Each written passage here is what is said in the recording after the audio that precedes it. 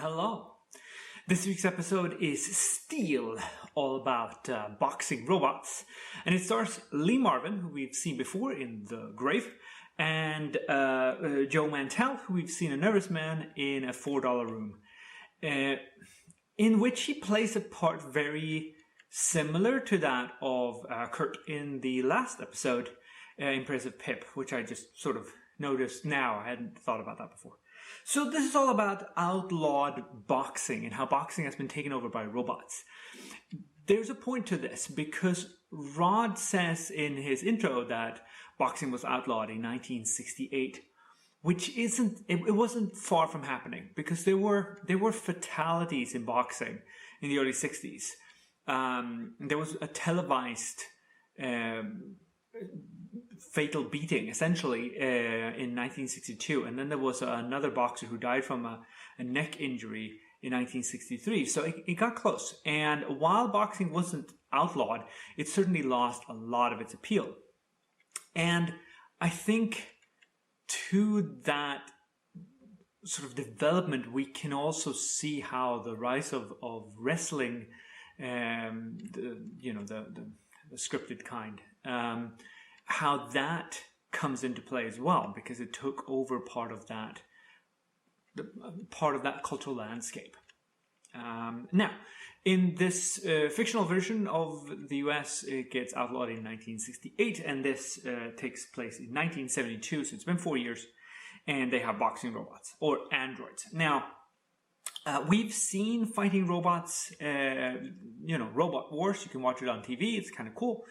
But these look like humans. And why would they do that? Well, Isaac Asimov, who wrote all of the robot books, he talks about this, that it doesn't make sense to make purpose-built robots. Because then you have to have everything else purpose-built. It's better to have a human-shaped robot because then you can still use a tractor and a car and a blender and an oven. But if you have a specially built robot, you might not be able to, if you have a tractor-shaped robot, let's say, then you can't have a human operate it. So it's better to have a tractor, which a human can operate, or a robot can operate, or an android, a human-looking robot. So here we have an old robot, a B2, who has a dodgy spring in his left arm, and it doesn't work.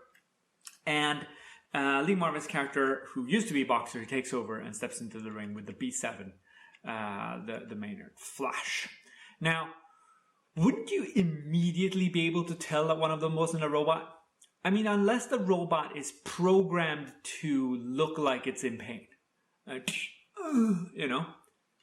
of course, a robot would not have to do that. For efficiency, it would just go and then strike again. Whereas Lee Marvin's character saw in pain.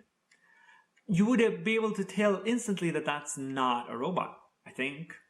I hope so. There's a still to fade in this episode as well, and it's the close-up of Steele's face when they go off to get the money. And I'm not sure why they would do that. I mean, the footage is there. Unless he started grinning inanely after that, they could have just kept that footage rolling while they did the fade. I don't know.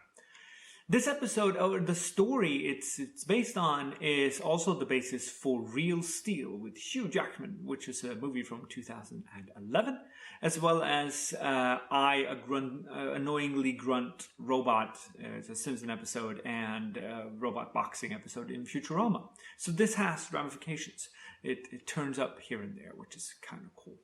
Now, I think we're going to take the TKO and we're going to sign off, and I will see you next week. Take care.